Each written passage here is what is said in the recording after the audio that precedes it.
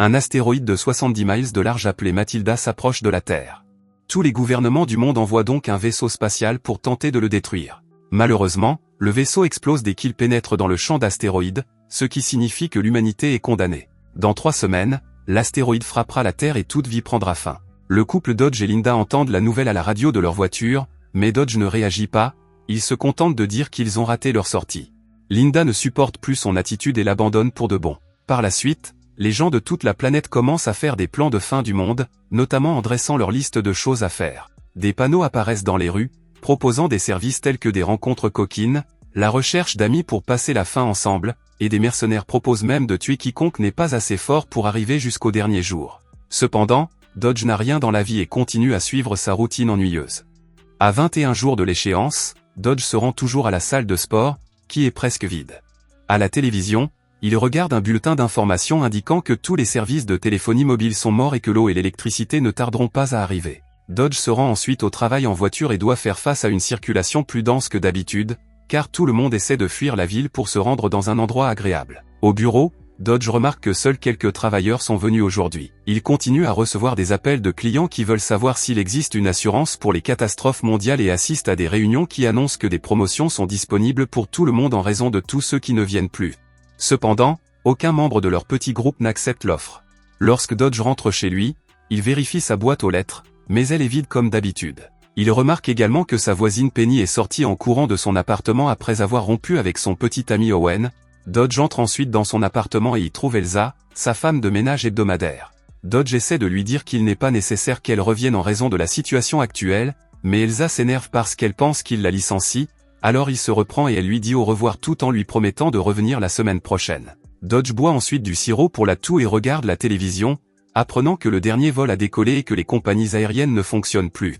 Avant d'aller se coucher, Dodge trouve une araignée dans la salle de bain et s'apprête à la tuer, mais il décide finalement de la laisser vivre.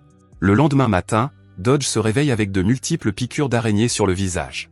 Lorsqu'il arrive au travail, le corps d'un collègue qui vient de s'autodétruire atterrit sur sa voiture, le laissant ébranlé. Une semaine passe et alors qu'il ne reste que 14 jours, Dodge se rend à une fête de fin du monde organisée par son amie Diane. Son mari sort enfin ses cigarettes très exclusives et promet d'en partager une avec Dodge tandis que Diane commente qu'elle n'est pas surprise que Linda l'ait quitté parce qu'elle n'a jamais été heureuse avec lui. Diane insiste pour que Dodge rencontre quelqu'un parce qu'il ne doit pas mourir seul, et lorsque Dodge refuse, son mari lui fait remarquer qu'il ne mourra pas seul parce que le monde entier est en train de mourir ensemble. Lorsque la fête commence, Diane présente encore Dodge à Karen, qui a mis tous les vêtements chics qu'elle a rarement eu l'occasion de porter. Elle essaie de lui faire la conversation, mais c'est très maladroit et Dodge ne sait pas quoi dire. Pendant le dîner, les gens partagent leurs projets pour leur dernier jour, comme rendre visite à leur famille ou faire ce qui figure sur leur liste de choses à faire. Karen dit qu'elle veut les passer avec quelqu'un de spécial tout en faisant des grimaces à Dodge. Une fois le dîner terminé, la fête commence vraiment et devient si folle que les gens autorisent même les enfants à boire. Karen danse tout en continuant à flirter avec Dodge, qui fait de son mieux pour l'ignorer. Un ami dit à Dodge qu'en raison de la fin des revenus, les femmes n'ont pas de critères et que tous les hommes ont leur chance, même s'ils sont laids. Il révèle qu'il a eu des relations intimes avec des tonnes de femmes la semaine dernière et demande à Dodge de faire équipe avec lui pour prendre Karen en sandwich, mais Dodge refuse. Bientôt, les feux d'artifice et les produits illicites sortent et Dodge n'en peut plus, il se cache dans la salle de bain. Lorsque Diane vient le voir, elle le choque en essayant de l'embrasser. Dodge la repousse immédiatement et lui rappelle qu'elle est mariée, mais Diane explique que plus personne ne se soucie de cela.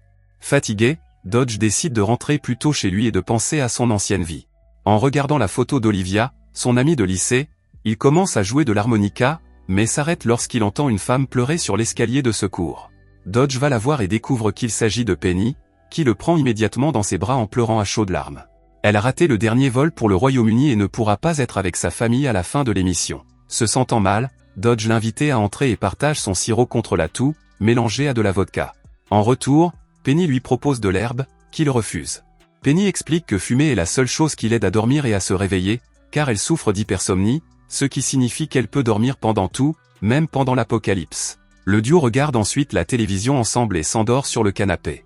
Le lendemain, Penny continue de dormir, quel que soit le volume de la télévision ou le fait qu'Elsa passe l'aspirateur à côté d'elle. Alors il joue de l'harmonica. Cela finit par la réveiller et elle annonce qu'elle est enfin prête à aller à son appartement. Ils descendent et Penny apporte à Dodge une pile de courrier, expliquant que le facteur envoie toujours les affaires de Dodge dans sa boîte aux lettres par erreur.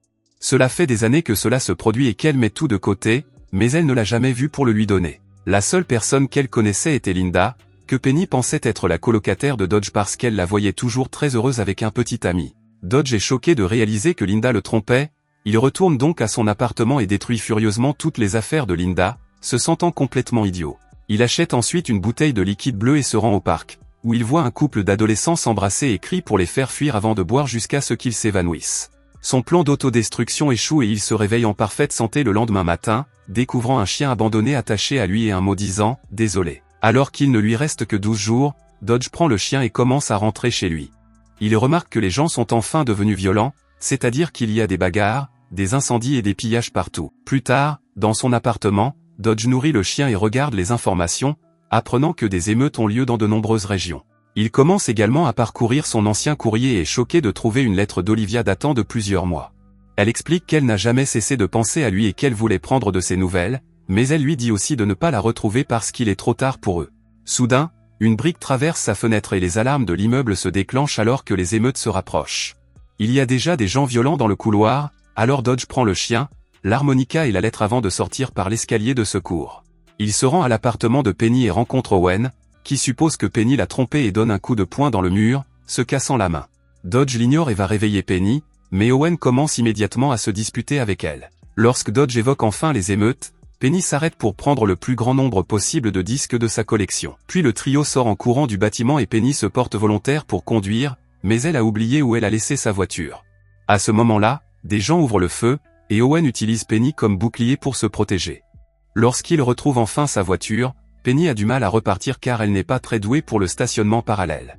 Owen sort de la voiture pour la guider, mais il ne cesse de l'insulter, lui faisant comprendre pourquoi elle a rompu avec lui. Fatigué des disputes du couple, Dodge dit à Penny qu'il connaît quelqu'un qui a un avion et qu'il lui présentera cette personne si elle le sort de là. Penny prend finalement la voiture et s'en va, laissant Owen derrière elle. Malheureusement, le lendemain, ils sont déjà en panne d'essence car Penny n'a pas fait le plein.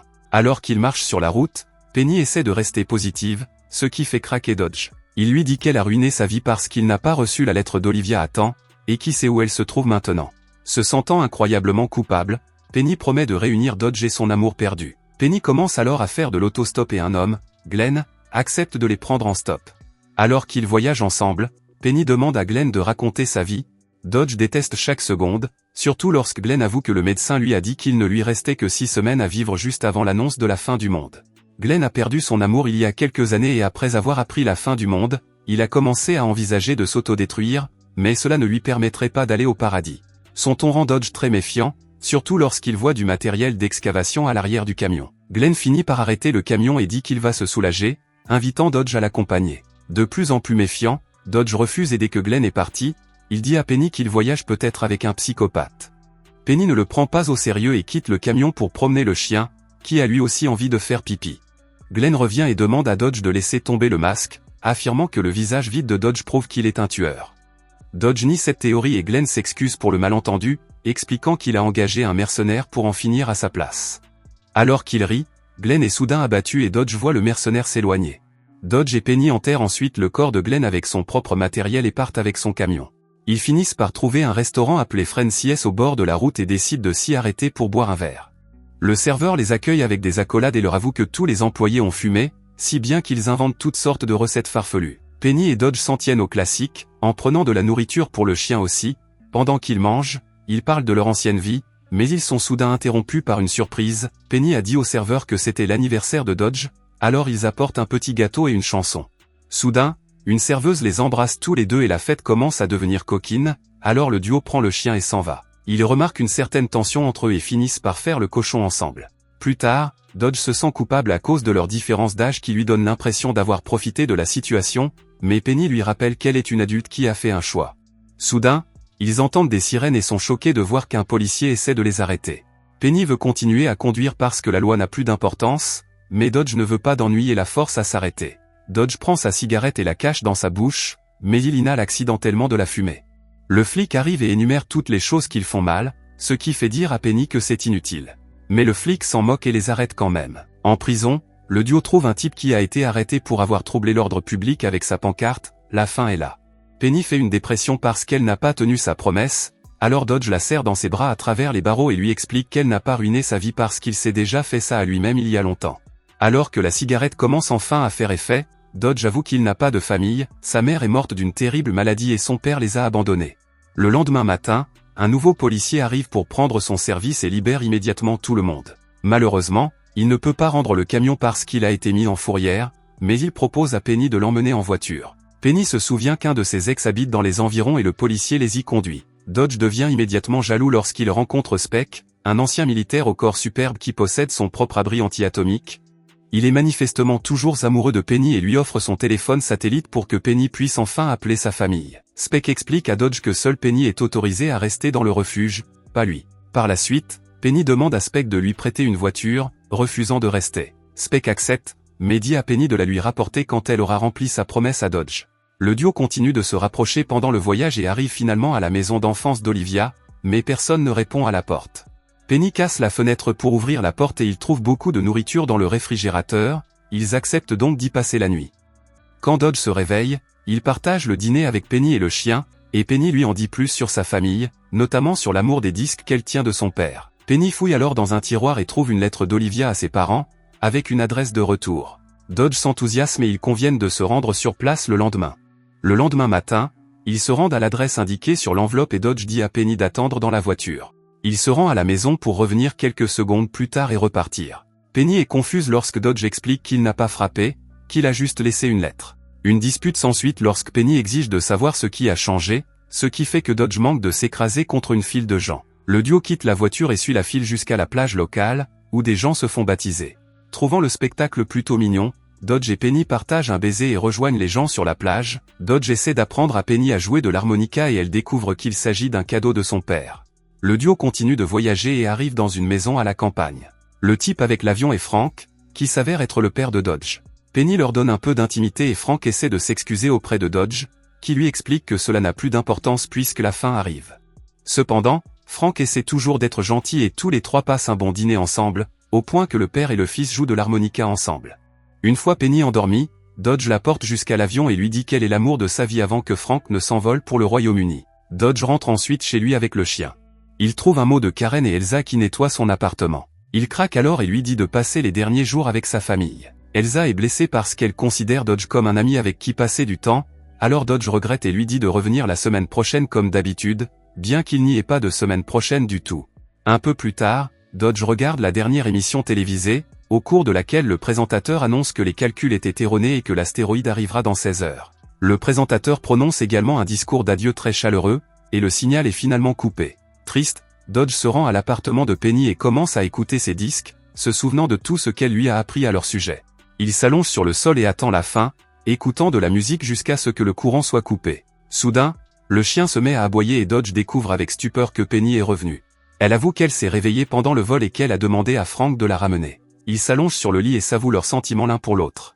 Afin de maintenir Penny éveillée et de la distraire des explosions qui se produisent à proximité, Dodge continue de lui parler et de lui poser des questions sur son ancienne vie. Le couple se regarde dans les yeux lorsque l'astéroïde frappe la Terre, mettant fin à tout. Si vous avez aimé la vidéo et que vous souhaitez aider la chaîne à grandir, laissez un like, un commentaire et abonnez-vous.